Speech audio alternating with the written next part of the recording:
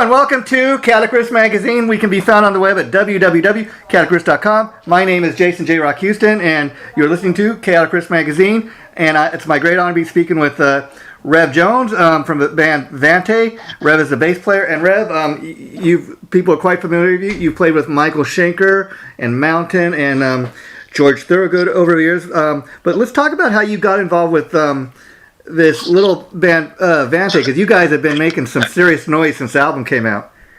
Yeah, so I was working on my last solo album, and I met Scott McClellan, the guitar player, wow. And so he contributed a solo to one of my songs, and so I wrote a song with him for one of his projects. Yeah. And then a few months later, they started doing the Vante thing and like putting it together, and I had they didn't have a bass player yet.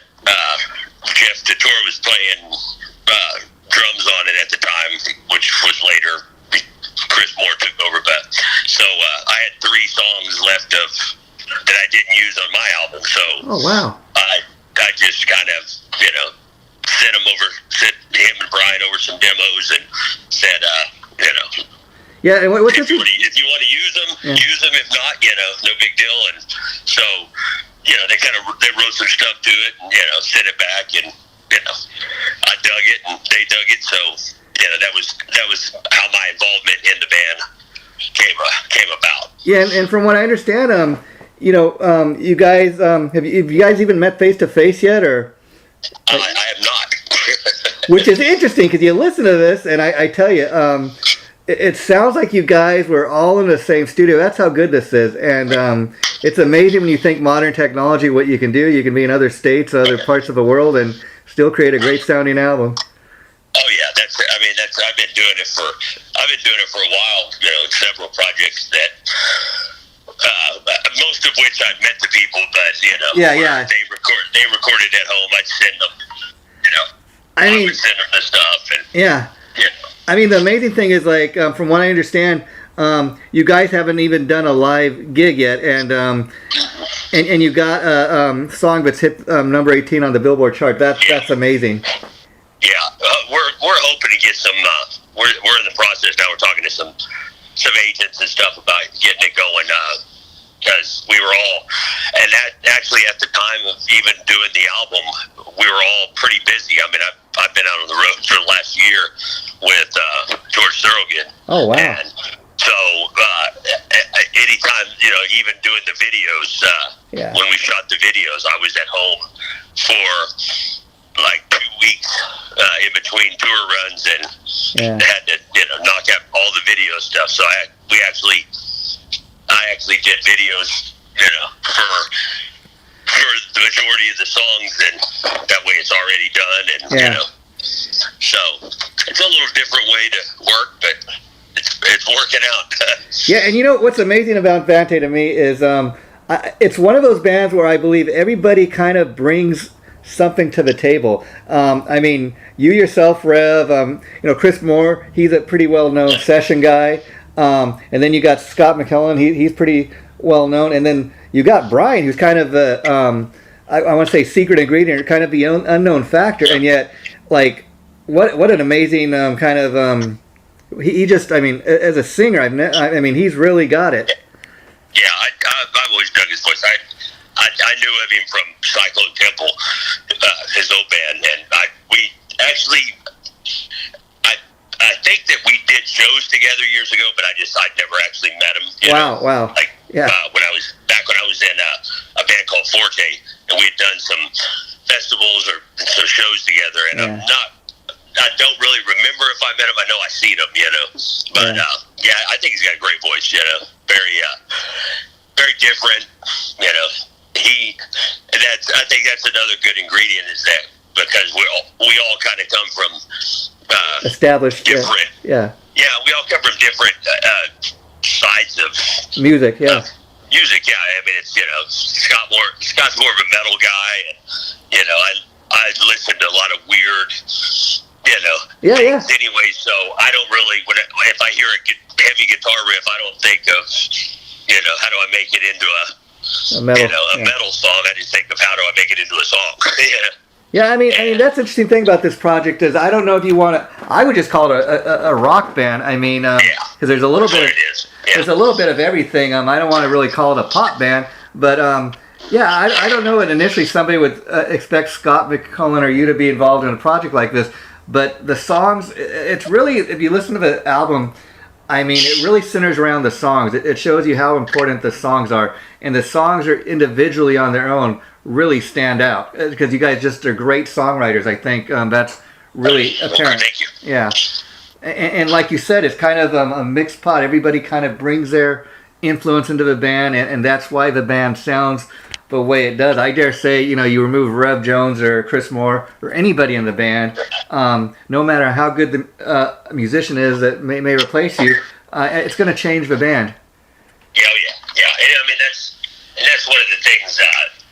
Even whenever you hear the song that me and Scott wrote together, it doesn't sound like Vante. We did it for his solo album, his next solo album, and it's like something even completely different, and that's, so that just, it kind of shows you that it's not really two elements, it's the whole band.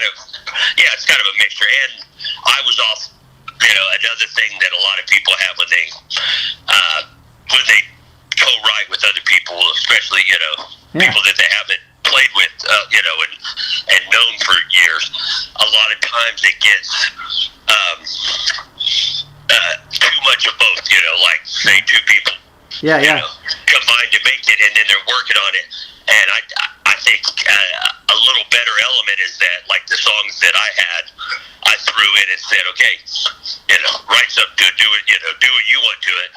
And then it came back to me as, all right, I put this on it, and I didn't reject, it wasn't like I said, oh, well, let's go back to this, it was like, perfect, it sounds like us, instead of, a lot of times you do that, all you did was add an element to something instead of, creating. And I think that's what kind of happened with Vante, is that it sounds more organic instead of, instead of forced. Wrote it and somebody said, oh, I'll put this part in it, Yeah, it doesn't seem like it doesn't seem like it was really forced. Now, the songs that you brought to the band that you said were originally, written for your solo album, did they change much? Like, do you think you would have recorded those songs differently than Vante did? Or? Well, not really. I mean, musically, it's pretty much what was there. But it's in the process of how it's done. Like, I actually had vocals for all the songs, but I didn't even submit that. I just, I said, here, write something, because Brian writes completely different kind of vocals than I do. So he went a completely different direction with it. So that's, so in a sense, you could say, all of the riffs were there. But at the same time, the approach of singing over it and the approach of, drumming over it changed the whole feel of it, Now, and Vante, do you do any of the background vocals, since Brian's the lead singer? He did all the stuff on the album, but when we do it live, I'll be. Yeah, and I think definitely do it a lot. We were actually originally had planned. He was going to sing, do a bunch of backups, send them to me, and then I was going to replace my voice in there. Okay. And that also came to be one of those time-consuming things. Because originally Jeff was the drummer from the Blue Man Group. Oh, okay. He did the first half of the album, and then Chris came in and did the rest of it, And so there was that period of waiting for all the drums to be done, and then all of a sudden I'm on tour. So I was very limited to what you can do on my time that so if it would have been a little different situation, having more time, I would have sang a lot of the backup vocals. It would have been the same. It would have just maybe it would have actually added another texture of I'm difference hoping, in there that might have that'll definitely make it to the next album. That's what I was going to say. I'm hoping there's going to be a next album, because I mean you guys have really positioned yourselves in a great spot, because when you do get to the point of start to arrange some live shows, you can go in there and and tell the booking agents and people that, hey, we got a song that hit Billboard and hit number 18 in that. And unlike a lot of bands, when they first put the album out and they start touring right away, a lot of people haven't heard the album. They haven't got it. They haven't heard the songs. By the time you guys do a live show, people are gonna, know some of these songs. Yeah, I'm hoping so. We're actually, we're in talks because I'm out for another. I'm done in the middle of November with being out with George Thorogood for the year. So oh, great. That's actually our goal is we're trying to get the agent and start booking some shows. Yeah. Right around into November, December, January.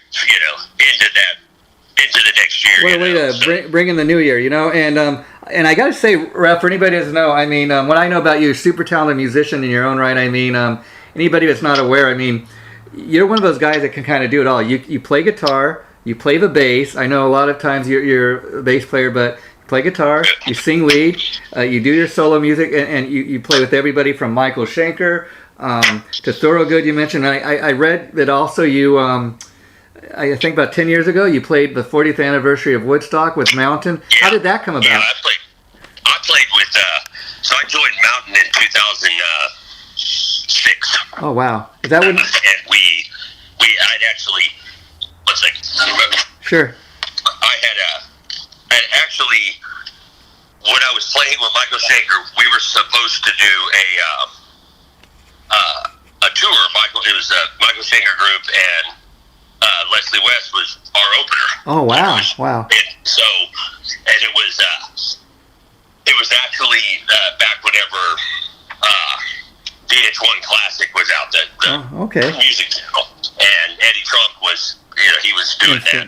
Yeah. And so it was like their summer tour, It was like 30 dates in the U.S., blah, blah. So originally it was going to be me playing bass with Leslie also, and Pete Holmes, the drummer in MSG, was going to play with Leslie. Oh, wow, okay. So, because it wasn't really budgeted to be a mountain tour. So, Leslie called me and, hey, you're going to play bass with me. It's going to be great. I'm like, oh, all right, Yeah. And of course, I grew up on mountain, so I loved all those songs. And then, so by the time they got around to right before the tour, they figured out a way to get Corky in there playing drums. Oh, how cool. So that. Yeah. So it was going to be me playing with Leslie and Corky. Well, a bunch of weird stuff started happening with Michael Schencker and his ex at the time. Wow. And a bunch of, she had him scared thinking that, he was going to get here to America and the tour would be canceled and he'd be arrested. And oh, wow. It was a lot of buffoonery that would never happen in all reality. But trying to convince somebody that it won't happen is, even though we had lawyers even telling Michael, there's nothing he can do like that could ever happen. It's not that easy. To do but he was still scared. So, the long story short, the tour cancels. Wow. And never to happen. But I became friends with Leslie over that time, just on the phone. So I told him, hey, if you ever get a tour, need a bass player, call me. So I think it was 2006, or maybe it might have been in 2007. He called me because Mountain got the Joe Satriani tour. So I joined the band, and I played with Leslie all the way to the end. We stopped doing Mountain. I think in 2010 or 2011, we stopped doing Mountain, and it just became me and Leslie and Bobby Rondinelli started playing drums. Oh wow! What an amazing group. Yeah, we did that. Is that three-piece? We did that up until he passed away. Now let me ask you. I gotta ask you because I'm a huge Leslie West Mountain fan, and I tell you, I think what was it like playing with him? Like towards the end. The reason I ask is because I know he played. He was getting up on stage right up until the end. He lost his foot. He was in that wheelchair, but he was playing his guitar, and I'm like, man, you got to give it to the guy. It was great. He was, he was always, even, after he lost his leg, because so the day he lost his leg, that was actually going to be the last Mountain show. Wow. We were in Biloxi. We had already set up, done sound check, and he went to the hospital, because he was having a problem with his leg because he had diabetes, and he had problems with it for years. That's actually why we were at that show at the time, because it was a makeup show. Oh, wow. You know, and so then he calls us and says, we're not going to play, you know. I got to get a stent put in, and, you know, it's no big deal. Wow. You know, no big deal. Yeah, it's no big deal. You guys will still get paid. Wow. You know, blah, blah. So, you know, we hung out that night thinking that was wrong. Actually, a band played that, like a cover band that was supposed to play after us, ended up playing. And, like, Slash, his tour manager, was there, and some other people. So we just all hung out, you know. Yeah. Oh, got up and played with the other band. And then we're leaving the next morning, and we see Leslie's wife, and she's going, "Oh my God, they're going to cut his leg off." And I'm like, "What?" Wow. You know, it was like out of nowhere. And so then, you know, he recovered from it, but we never did Mountain again. Wow. Because that was actually on the books was going to be the last show anyway. Him and Corky always had a feud. You know. Yeah. They loved each other, but at the same time, one of those brotherly things, yeah. Leslie used to always say on stage, "If I'd have killed him the day I met him, I'd already be out." Yeah. You know, but you know, I love Corky. He was great to play with, but you know, so we did. You know, after that we did a couple of tours, but you know, being in a chair kind of limited. Yeah, I just mean though. I mean, it limited the travel, and it also it was hard because you know. I bet. I mean, even venues don't have proper ramps. I mean, if it's too steep, you know, it's hard to get up there. But he, you know, he pulled it off. He'd get up there, kind of drive out, you know, had his pedal board on, you know, where he could hit it with his hand. And, you know, he still played awesome. I mean, that's the thing. That's the thing I'm saying. I mean, his singing was incredible, you know. Yeah, I mean, that's what people overlook too. I mean, it probably made the rest of the guys in the band, you know, kind of think that, well, okay, he can get up and do what he's doing in a wheelchair. I mean, we better not have anything to complain about. Yeah, and it you know, we did a couple albums, you know, his solos. We were actually weeks away from starting to record what would have been his last album, and we were going to re-record just songs, a few Mountain songs, a few Whisper Slaying, a couple of his solo songs, you know, from the past. We were just going to redo them how we had been doing them live, you know. And so that was the plan. And then about 3 or 4 weeks before we were supposed to start recording is when he passed away. Wow. So we ended up still recording all those songs, and it came out as a Leslie West tribute album. It's got like Joe and Turner and Ronnie Romero. So that's what that was. Dee Snider and you know, Slash and Ingve, and you know, it's got a bunch of people on it. Steve Morse, you know. Oh wow! So that came out really good. And me and Bobby played on all those songs. Oh, so that's a tribute album that was just recently released. Yeah. I'm gonna have to get that and check it out, because I've heard a lot. Now the different vocalists you guys, like, were you in the studio? Like, did Dee Snider come in the studio, or did he just? Yeah, we all did. It's done the same way. Me and Bobby did it in the studio. I was at my house in the studio. Yeah. And we actually, so I didn't even hear it until I heard the album. I didn't hear it, you know, anybody's playing. You know, we did it. So when I recorded, it was just me and Bobby. You know, so and we threw a little scratch track on, you know. Yeah. And then they sent it out to all the guitar players, and they did their parts, and then, you know, all the singers. And it came out great. I mean, there's, you know.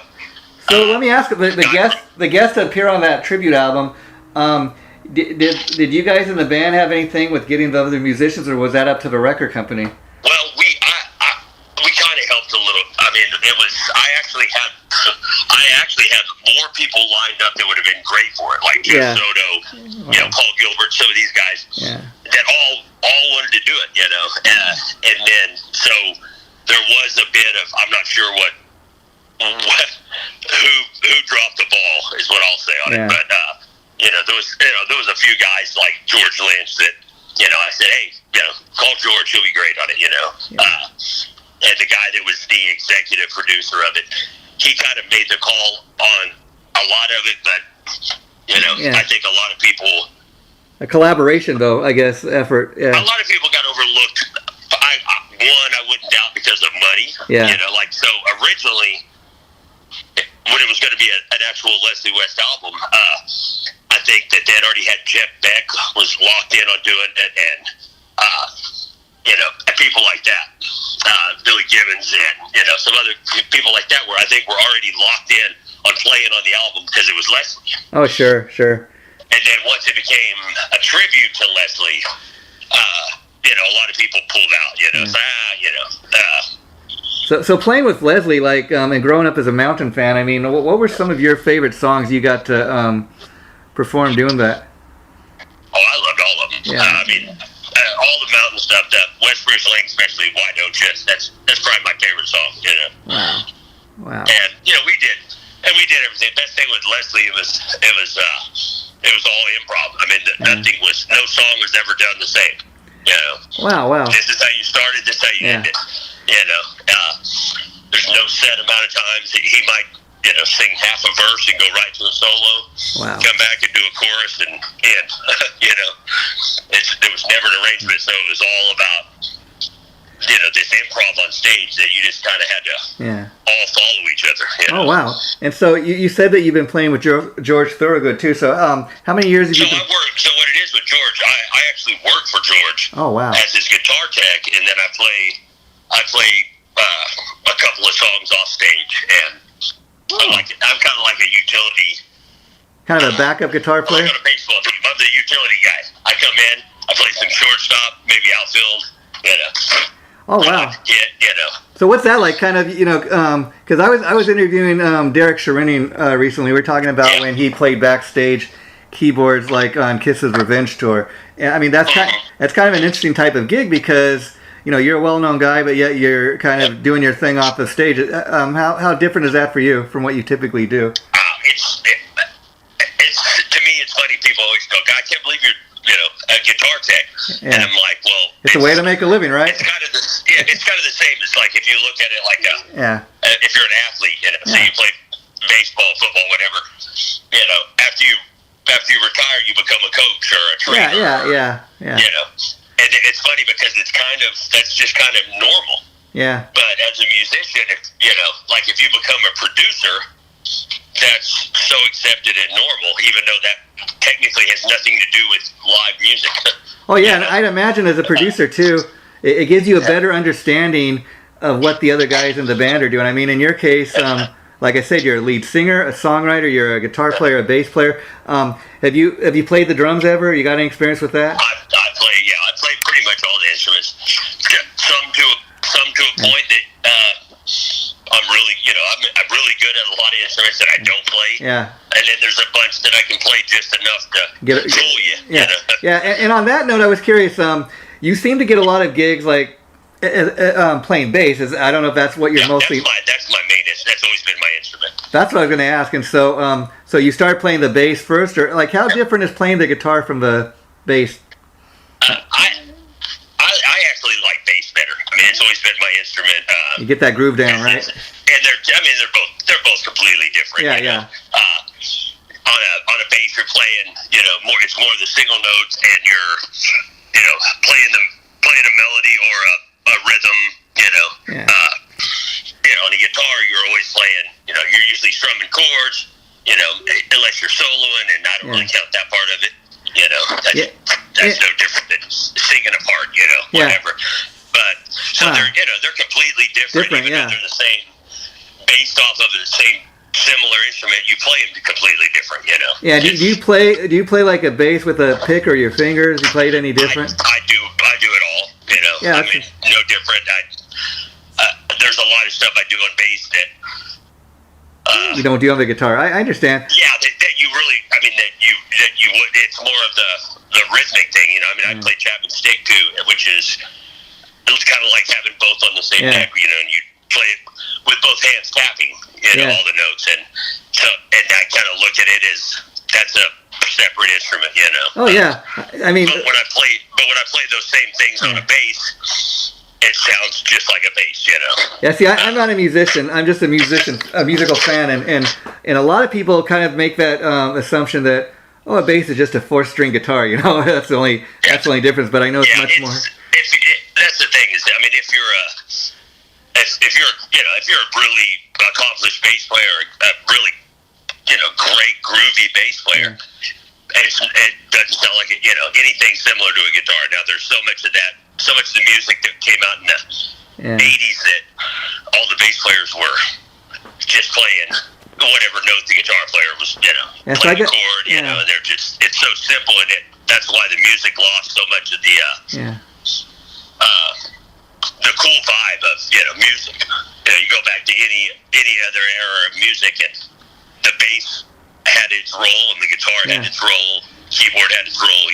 Like, I love Nicky Sixx's playing, but like he plays his bass kind of like a guitar. And it's interesting, if you go back and you listen to the original Black Sabbath records they did with Ozzy, a lot of people don't realize that Geezer Butler, he wrote all those lyrics, not Ozzy, and so so he had a huge influence on Black Sabbath sound. Oh yeah, well, I mean, it's no different than Ronnie Dio. I mean, hell, yeah, I'm 100% sure that Ronnie Dio played bass.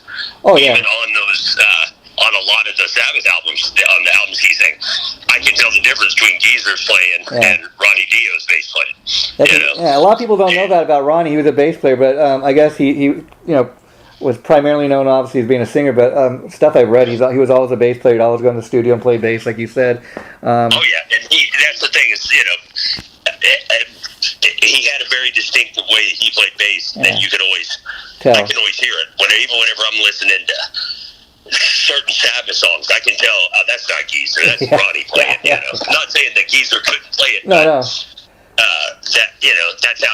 That's how music is. But anyway, I mean, most of the people you think played stuff didn't. Yeah, even the songwriting. I heard Geezer talk about. He goes, "Yeah, I wrote all the songs in Sabbath." He goes, "But once we got Ronnie in the band and he writes the way he does, there's no need for it. I just let him do it." Yeah. Oh yeah. Well, look at Ozzy. I mean, Ozzy didn't write anything in his whole career. Yeah. In fact, he gets songwriting credit because it's his band, but. What I've read over. I mean, all the good songs that he was famous for, Crazy Train, all that kind of stuff. Bob Daisley, Lee Kerslake, Randy Rhoads, they all wrote those songs. And then I even heard where he talks about Randy Rhoads actually taught him how to, set him down and taught him how to write a song. So a lot of people don't realize that. And Bob Daisley wrote the vocals and lyrics on most of those albums. And hell, he even came back, wrote "Bark at the Moon," and even "No More Tears." No More Tears. He came back as he was trying to sue him. Yeah. He came back because it never paid him, any of his money. Then he came back and wrote "No More Tears." Yeah, can you believe that? I mean, yeah. Because Ozzy never wrote anything. No. I mean, hell, same deal. Phil Sasson, he played on. He wrote like "Shot in the Dark." Yeah, Ultimate Sin and stuff like that.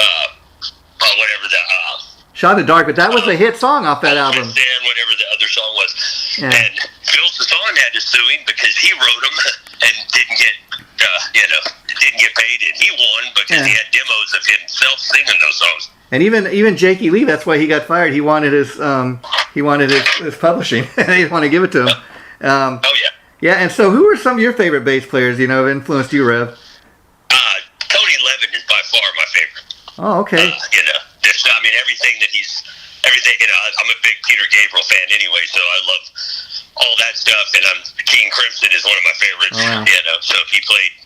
He played that big period of King Crimson stuff. I mean, hell, he played on the John Lennon, Fantasy, and all that. I didn't realize that. Couple other albums. Everything Tony does is great to me. A lot of people might not notice a lot of it, but there's something about his choice of notes, his choice of approaching a song that when I hear it, I'm like, oh, that's great, Yeah, and I got to ask you because, again, another thing, talking about the Vante album for a minute, it's kind of interesting to find out, you guys kind of record the album the modern day, you haven't met face to face, and yet when you listen to the album, I tell you, you and Chris Moore's a rhythm section, you guys sound like you're so locked in together as a rhythm section, and that's got to, I guess, just be the modern technology, but can you imagine how good it's going to sound when you get on the same stage?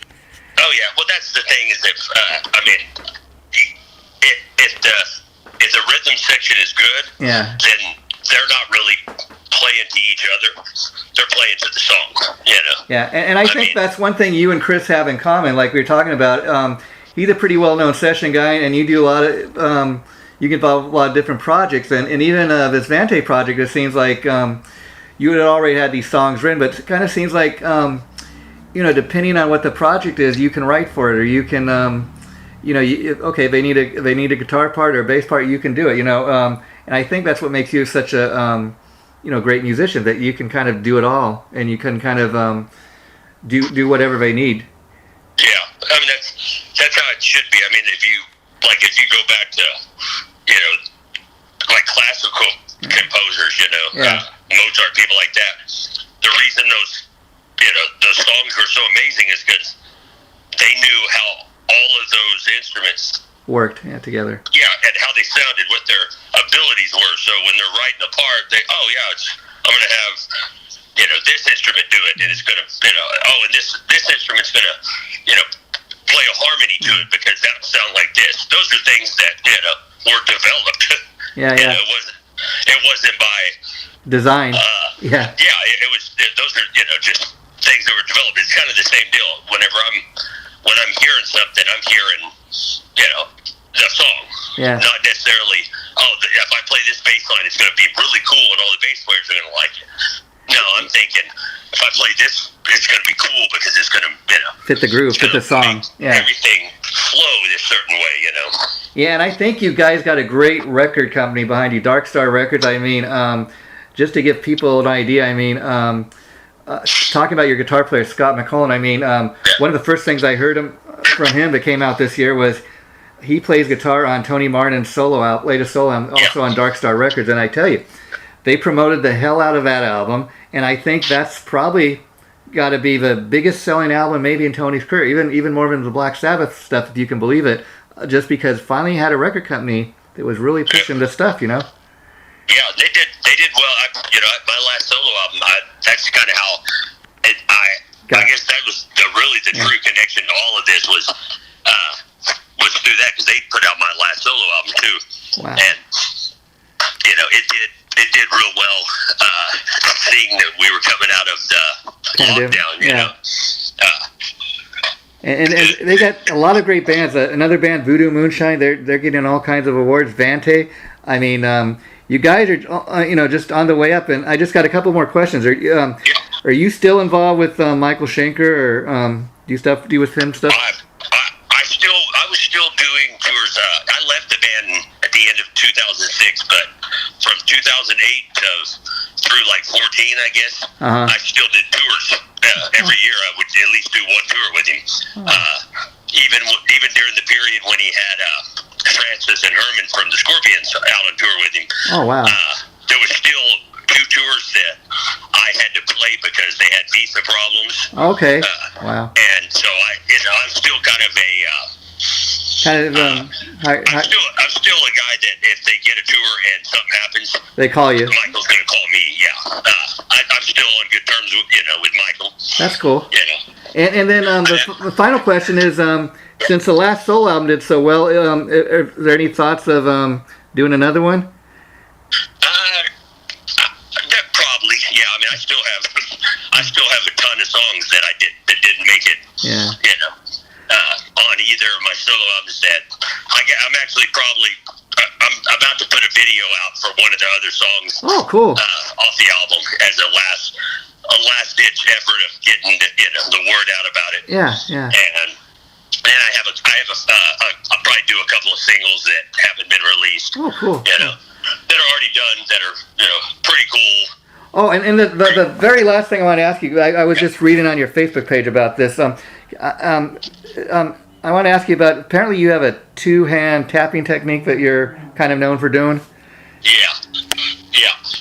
And so that's what I was saying earlier about, it's like, when you play a Chapman stick, so you're like playing piano on a fretted instrument, So both hands, one hand's playing a melody, one's playing a bass line, and that's where it kind of started, doing playing notes with both hands, Oh, wow. Like there's a lot of different guys that do it, all different. Billy Sheehan does his thing, Stu Ham, Michael Mannering, all these different guys, and I don't really play like those guys, but it would be in the same rough category, I guess. It'd be like when you see Eddie Van Halen tapping. Yeah, yeah. On the guitar. Yeah, you yeah. automatically, see another person do it, and they think of Van Halen. Yeah. But it's not necessarily that they play that same. And Yeah. mine's more of a rhythmic. Okay. Wow. Type of thing, more towards that than like Stu Ham, he's always known for like doing the Charlie Brown theme, so one hand's doing the do-do-da, Is that something you just developed over the years of playing, or something that you just kind of created? It did. I mean, because I loved Van Halen, so and I loved Tony Levin playing stick on the King Crimson stuff, so I kind of had to learn how to do that on bass. Wow. And then of course seeing Billy Sheehan, it's like, wow, that's cool. You pick up the things, and seeing this other guy, oh, that's cool. You pick up little things, and then over time it just develops. It becomes your signature, kind of. Yeah. Yeah, exactly. I mean, it's no different than a drummer that somebody like people have been playing double bass forever, but then Scotty Travis came along. I mean, talking about early race Rex days. Yeah. Doing digga down, doing all these weird rolls with his feet that doing songs that just drive the whole time. Not a lot of people really did that. It was more of the it was more of that fast as a shark type double bass that you hear Heard and Accept and bands like that in the early 80s, where it's straight double bass. Yeah. And then Scotty came up with, he's doing weird rhythms and rolls, and that just kind of opened up that whole world of Yeah, well, it's kind of the same deal. Everybody, as you develop things, you're gonna develop your own style. Your own stamp on that style of playing, and I guess I have. Yeah, and that's kind of a testament of how long you've been around, and you've kind of created your own style. Because I even remember when, back in the early '90s, Van Halen did that song "Pound Cake," and people thought Eddie Van Halen came up with the drill, but it was actually Paul Gilbert that did that first. Yeah. So it's great. It's funny. We're on right now with George Thorogood. We're on tour with Sammy Hagar right now. Oh wow. And Vic, his guitar player, amazing guitar player. He used to be in the Bus Boys. Oh wow. Back in the '80s, he's a great player. But he uses a shaver, like a little oh wow, a little cordless shaver. Oh. They pull the end off, and that's what he uses, and it sounds amazing. Exactly I bet. like the drill did. Oh wow. Well, Rev, I've enjoyed talking to you again. Let's keep in touch. The interview we just did, I'm planning to post it sometime in the next 2 weeks. Once I have a date, I'll let you and Michael know. But thanks for doing the interview. I really appreciate it. Yeah, thank you, man. I appreciate it. Anytime. Take care. Bye-bye.